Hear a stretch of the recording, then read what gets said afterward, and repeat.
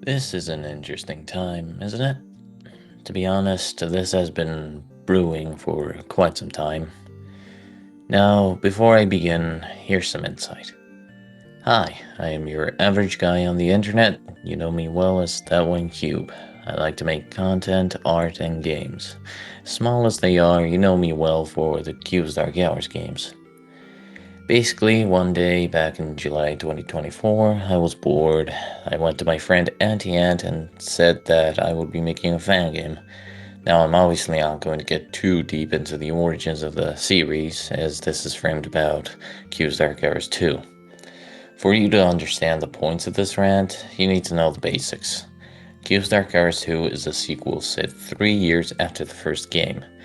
Canonically, Q's Dark Hours reopened. Due to a deadly incident, the first game's establishment, Cube's Pizza Place, was shut down because the night guard got his frontal lobe bitten off. 3 years after, a new and improved version of the establishment, still called Cube's Pizza Place, opens. It introduces new and improved versions of familiar faces and even some new ones. By some, I mean just a single one called Eclipse. To spare you the details, Eclipse is a mix of Blitz and Dusk through visuality and personality. Okay, it seems like I'm getting a bit off track. Basically, you play as a criminal under a fake alias. You were tasked to work the night shift at the new and improved Cube's Pizza Place. You survive 5 nights, 12 to 6, then you burn down the establishment at the end of the game because some figure called Darth tells you to, and then bam, game done. Judging by that summary, you can probably tell it feels stale, bland. But you may be asking, Cube, buddy, why are you upset about Cube's Dark Hours 2? Let's go back a bit. August 12th, 2024. Cube's Dark Hours releases, and as bare bones as it was, I was happy that I managed to make a game independently, let alone release it to the public. This game was originally made just so that I would show it off to my friends. That all changed when Cube's Dark Hours started gaining attention. Now, the attention wasn't something gargantuan or life changing, but even for its small scale, let alone any scale, it was overwhelming for me at the time. That feeling of being overwhelmed, that only caused issues. Don't get me wrong, I was hyped, happy that the game was gaining attention from players that were interested, but with that came my anxiety of expectations. Now, what did I do? Did I calm myself down? Did I tell myself that it will be alright? No. No, I did not. That anxiety went straight into my mind, straight into my bloodstream, even. I had these thoughts of what if players expect this? What if players want that? And just on and on and on about random hypotheticals. Eventually, and by eventually I mean one single day after Cube's Dark Hours released, I started work on a sequel. Yeah, that quick. Already working on a sequel. And another problem? I had a mindset of trying to get the sequel out as soon as possible. You don't even need anyone to tell you that these choices are completely stupid. For example, August 13th, 2024, I had already drawn all 12 camera assets, a camera map, and one character asset. Yeah, in one single day, all of that. September 2nd, 2024, Cube's Dark Hours 2 is unveiled to the public. September 3rd, 2024, the release date trailer for Cube's Dark Hours 2 premieres. September 5th, 2024, the release of Cube's Dark Hours 2. The release of the sequel didn't go so well as I had hoped. I was 30 minutes late to publish the downloadable file, but that's fine. It's fine. The part that is not fine is the game itself. It was filled with bugs, glitches, inconsistencies with mechanics and story, weird balancing issues, just a steaming pile of crap. I was working so hard on bug fixes, patches, so on, immediately, just an hour after the release. Heck, things were so bad that with the release of version 1.0.4, I had to issue out an apology post due to how bad things were. Eventually, after many patch updates, all issues were fixed and people could finally enjoy the sequel that was anticipated for the series. Or at least, that's what I thought back then. After some time, I basically promised myself to never repeat what happened with the development of CubeStarCraft 2 ever again. That promise went well, so well that I forgot about the game's existence entirely. But eventually, after some time, starting with the development of the third installment to the CDH series, CubeStarCraft 3, the second game just started fizzling back into my mind. The more time passes and the memory fizzles back more and more. For example, during the development of CubeStarCraft Reopened, CubeStarCraft 2 was practically dancing in my mind. Now, originally, when that thought came, I thought that maybe it was just ideas for a remake, a reopened treatment for the second installment too. But the more I thought about it, especially nowadays, I started to resent CubeStarCraft 2. Not because of the characters, not because of the ideas, just everything about CubeStarCraft 2. The existence of the game itself. Where do I even begin with this game? You can ask me about any other CubeStarCraft game in the series, and I can spend hours talking about every single aspect, even down to a single speck of dust having meaningful personality. But CubeStarCraft 2? Nothing. Silence. So silent that the loudest thing would be a heartbeat. CubeStarCraft 2 was not only rushed, but the game completely lacked any passion behind it. The game felt like a copy of Five Nights at Freddy's 2, because it was practically a copy. I never even intended to make a sequel. Well, not that quickly, but due to me having anxiety about these expectations and hypotheticals, I forced myself to not only make a game I put zero thought or care into, but to also release it as fast as possible. CubeStar Cars 2 is basically a friend coming up to you and saying, "Hey, you can skip this one, but if you do, you won't understand what happens in CDH the Prickles and especially the third game, so you unironically need to play this game, but not really, but also do." Basically, CDH2 is a confusing mess, and that statement is only just grazing the surface.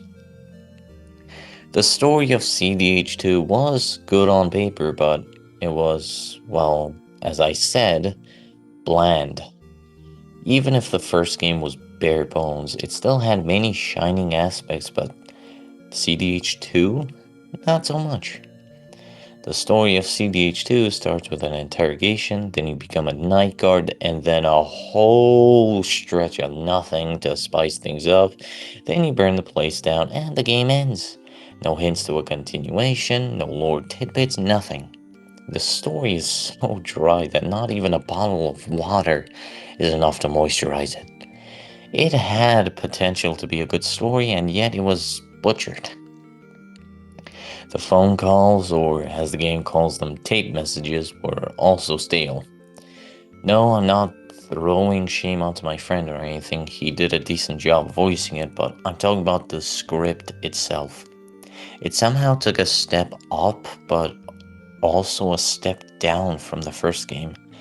Some things were not explained well, some things felt confusing, the whole thing just lacked so much energy. Once again, I'm talking about the script, not the VA. The VA did decent, the problem is that he just had to endure the messy script.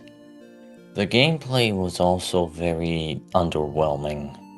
On paper, it had many great ideas: a mask, rechargeable flashlight, and a sealable vent. It had potential to be fun, but It completely just missed the mark. Just like FNAF 2, the mask was the most unnecessarily overpowered mechanic. In Cube Star Wars 2, besides two characters, basically 6 out of the 8 unique characters. That's a 6 out of the 8 characters in Cube Star Wars 2 that get dealt with by the mask alone. The flashlight was underutilized, and it was only used for the front hall and nothing else. Whatever interesting aspects it may have had were just completely thrown down the drain. And the sealable vent camera? Even though Q-Star Cars 2 or the entire CDH series doesn't have a music box mechanic or music box character, the entire game could be spent staring just at that camera alone. I guess one good thing CDH2 did is that, unlike the first game, you use the cameras properly, but that isn't enough to simply just excuse the issues. Alright, mechanics this and that, but what about the characters? The characters, those sweet beings. The new characters, N-Cube, N-Spider, and N-Spidor, as it's called. Spider, call it whatever. The new characters, N-Cube, N-Spidor, and Eclipse feel so dull and uninteresting. The amount of extras menu infos is going to save them. Even if the first game was bare bones, you could argue that it had at least some charm and fun. But the second game completely drops any silly moments. It completely just drops everything. These newbies have absolutely nothing to set them apart. They somehow feel more lifeless than the FNAF 2 withered animatronics. But hey, who cares about the new ones, right? We're here for the originals. And yet, even the originals are not free from these issues. Quite frankly, the originals got a far worse treatment. Withered Cube, or as the game calls him, Old Cube, is literally just a withered Foxy clone. Now, there's nothing wrong with that, but somehow, if we compare the two, Withered Foxy is the more fun one. Withered Cube is just a worse version of Withered Foxy. Withered Cube has almost no interesting aspects even outside of gameplay. But hey now, fine. Withered Cube is an old mascot. Who cares if he is tarnished? I'm sure our old friends Auntie, Spider, Blitz, Dusk, and the Shadow are still doing alright. Oh yeah, quick heads up, by the way, if you haven't seen, Lighthog and Darkhog got their official names changed to Blitz and Dusk, but the old names will remain as nicknames, so if you see or hear Blitz and Dusk going forward, you should understand. But anyway, the old guys, the oldies from like the first game, you know, Anti, Spider, Blitz, Dusk, and the Shadow, they must be doing fine, right? Well, let's go one by one, shall we? Auntie, my dear Ant character, my boy, my buddy, my brother, my amigo. As Q-Zark Hours 2 explains it, Auntie was the only one to be restored. Simple premise, easy to follow along. Since he was restored, you would argue that he would still have his first game traits, right? No. Somehow, no. And he somehow loses everything that made him interesting in the first game. I'm not talking about looks or visuals, I'm talking about everything else. He is completely just butchered in the second game. No interesting aspects, no interesting lore, no growth, no personality, nothing. And get this, you would argue that Withered Cube, since he doesn't get fooled by the mask, that he comes from a time where the characters had more experience, right? After all, these games show that these characters are advanced creations with free will who can learn and grow. And yet, Auntie feels dumber in the second game. Sure, the game says that since he was restored, he was given the same facial recognition system, whatever thingy, as the new characters. So you could argue that he gets fooled by the mask and all, But the thing about Anti in the first game, it is implied that he takes a more methodical, common sense approach to completing what needs to be done. He was restored, not taken apart and rebuilt. He should have his memories, he should have his experiences, and yet the second game just dismisses that. The second game completely dismisses what Anti is and what he learned. It tries to opt for a more simpler approach. It's as if the game erased his memory, removed his free will sense, and just made him a bare bones animatronic character. A bit upsetting, but maybe the authors are their old selves. Nope, not even them. Okay, a quick refresher. In Q's Dark Hours 2, due to Blitz, Dusk, and Spydor being in terrible condition, Withered Cube and Anti tried to restore them as best as they could. As a result, they were forced to combine the three into one being, creating Amalgamate. An interesting character and yet a very underutilized one.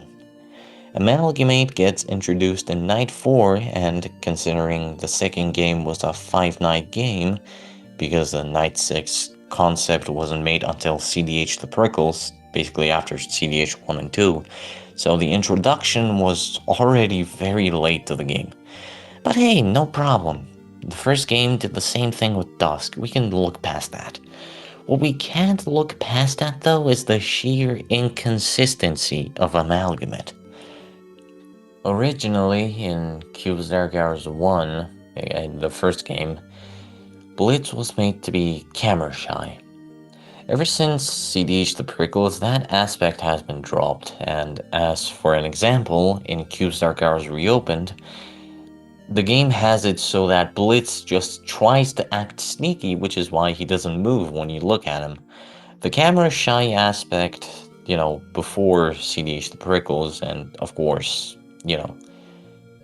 since since by the time CDH The Prickles drops the camera shy aspect, in the camera shy aspect from the first game naturally carries over to Amalgamate in CDH2.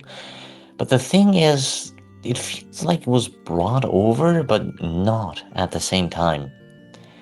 The parts and service camera is covered because the Blitz part of Amalgamate didn't want to be looked at, yet on other cameras or the front hall itself, Amalgamate moves just fine? You would think that maybe, when looked at, Amalgamate would show some hesitancy that the other parts of Amalgamate, Dusk and Spydor, would try to fight off. You would think that looking at Amalgamate would at least slow him down, but no. Amalgamate moves like he just forgot to care about the camera shy aspect. And the worst thing, Amalgamate being fooled by the mask. It is just so dumb. I just can't even believe the sheer level of this inconsistency.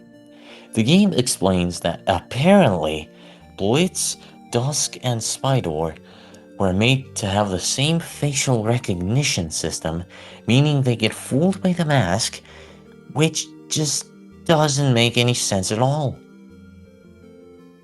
Keep in mind that the facial recognition system was only meant for the newbies and the restored anti, because they're the new ones, they're the new creations. These facial recognition system things weren't supposed to be technically canon until Cube's Dark Hours 2. But Amalgamate?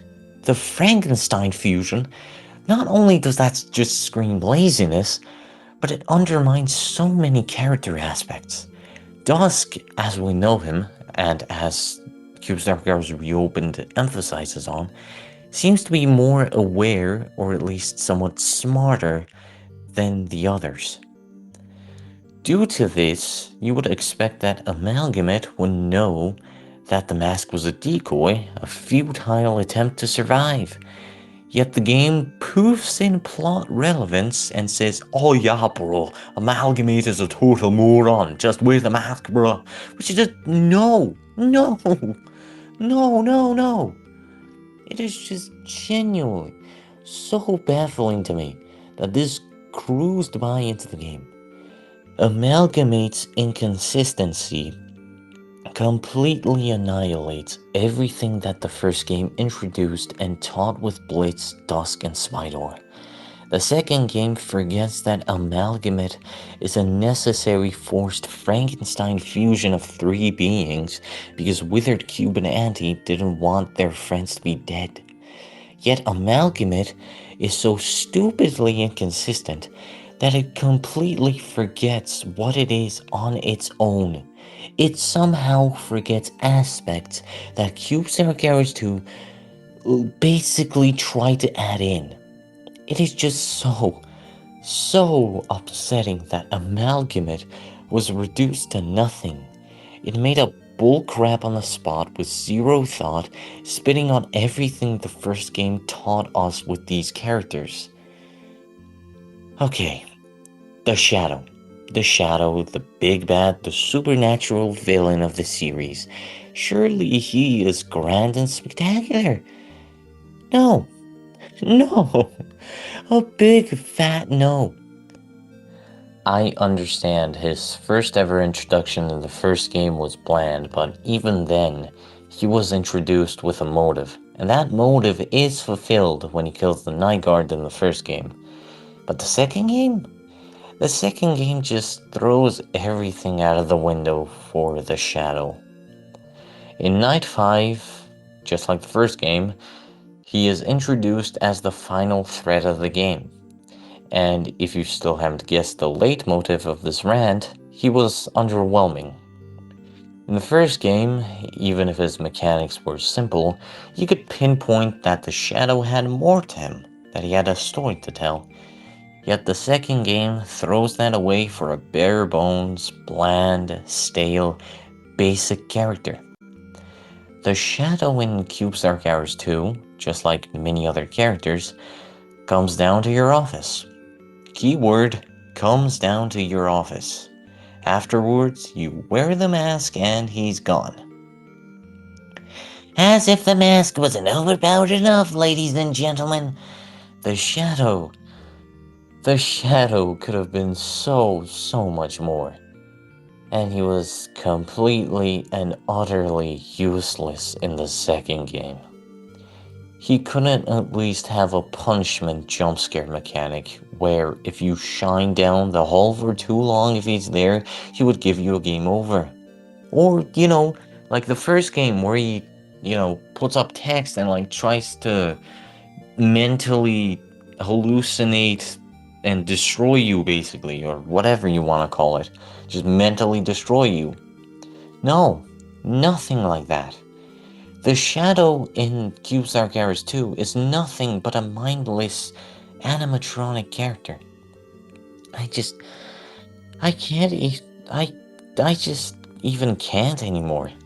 I can't even believe any part of me thought all these choices were completely fine.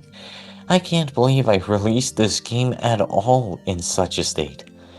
People may not have noticed much, but CubeStar Garage 2 is not a well-made game whatsoever.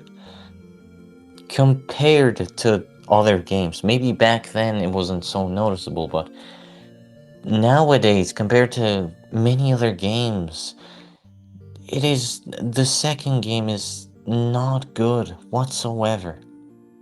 TLDR, or, a summary, CubeStar Garage 2 was a rushed mess.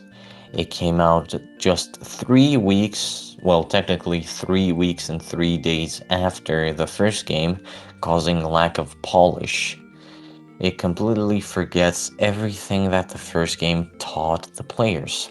Heck, quite frankly, in many cases, CubeStar Garage 2 forgets that the first game existed at all. The mechanics were underutilized, the story was bland and forgettable, the characters were disappointing, just everything. Everything about this game is disappointing. CDH2 wasn't made with passion and love like other games. It was made because of my anxiety of expectations and hypotheticals and just stuff like that. Stupid, mindless, anxious stuff, worried about nothing. Well, that lasted long. Hope that extensive rant was enough to understand why I am displeased with the state of CubeStar Cars 2. Sure, it was the first game to introduce the jump to 1280 by 720, which lasted all the way up to CubeStar Cars Reopened.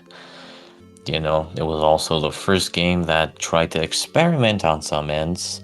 It was also officially the game that introduced the scrapped character Doodle Cat that was meant for the first game. But the problems just outweigh everything. Back when I was making Cube's Dark Hours Reopened, I thought I would need to do the same reopened approach with Cube's Dark Hours 2 as well. But the problem is exactly that. How would I do a reopened approach on a game that had no passion and love to begin with? Sure, for example, we can take Cube's Dark Hours 3. The inclusion of N-Cube and N-Spydor. N-Cube and N-Spydor came back in Cube's Dark Hours 3, but by that point I had forgotten and didn't even bother checking Cube's Dark Hours 2 at all for any kind of reminder insight. Which is why N-Cube and N-Spydor are more distinct in Cube's Dark Hours 3. But enough of that. This is about Cube's Dark Hours 2. As of now, at the time of writing this, so August 26th, 2025, I have had quite some time to think about what I want to do with Cube's Dark Hours 2. Of course, as we have just discussed, a simple remake will not do, as that would only repeat the same mistakes as the original. What I want to do is to completely reboot Cube's Dark Hours 2. Same characters, but reworking every single aspect. A reboot will give me a chance to make a true sequel to the first game, or rather, Cube's Dark Hours Reopened now as of canon. A reboot will be a redemption arc, fixing inconsistencies and introducing deeper elements that feel true to me and to my passion. Now, I obviously can't go deep because that would mean spoilers, but I can list some things. 1. Balancing original mechanics. Mask, rechargeable flashlight, cameras, etc. I am planning to have each mechanic be useful for specific counters, no single overpowered tool for everything. 2. Expand the cast. Why not? A reboot gives me freedom on what I want to do. Number 3. Lore fixes. Just take this as a base. N-Cube, N-Spydor, and Eclipse are the new ones, while Anti and the Wizards are veterans. The story will no longer stretch out or feel bland. Number 4. Gameplay changes. Each character will be dealt with in a unique way that is tailored to them, not because the plot demands it bullcrap. And number 5, drop the number list. Basically a TLDR. A reboot fixes the original Cube's Dark Hours 2's flaws, polishes gameplay and mechanics, adds lore consistency and character depth, bridges series continuity well with CDH the Prickles, and especially Cube's Dark Hours 3, refined personalities, meaningful story that fits, a Night 6 inclusion for the Shadow specifically, like Cube's Dark Hours Reopened, and so much more. A Cube's Dark Hours 2 reboot is probably the most necessary part in the series. The original is a confusing mess, and a reboot can fix so many issues while also inventing a true Q's Dark Heroes 2, a true sequel to the first game, a true prequel to the third game. This reboot gives me a chance to make choices that I want instead of letting anxiety control the wheel. I mean, you could take the two recent drawings I posted about Amalgamate and Eclipse. Sure, at the time they were just drawings, but they kind of just bloomed into ideas as time went on.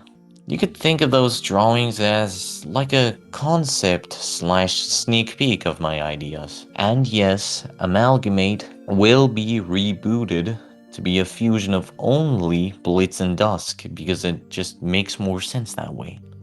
You know, two hedgehog brothers that were inseparable through spirit, but now quite literally inseparable. Before I end this off, I've got a small thing, a small idea that popped into my mind that I wanted to sketch out. You know how Withered Cube in the original Cube's Dark Hours 2 is missing an arm in the second game? Well, in the reboot, instead of the wires hanging out, I would have a little knot made from the jacket because it metaphorically speaks that the reboot is tying up loose ends.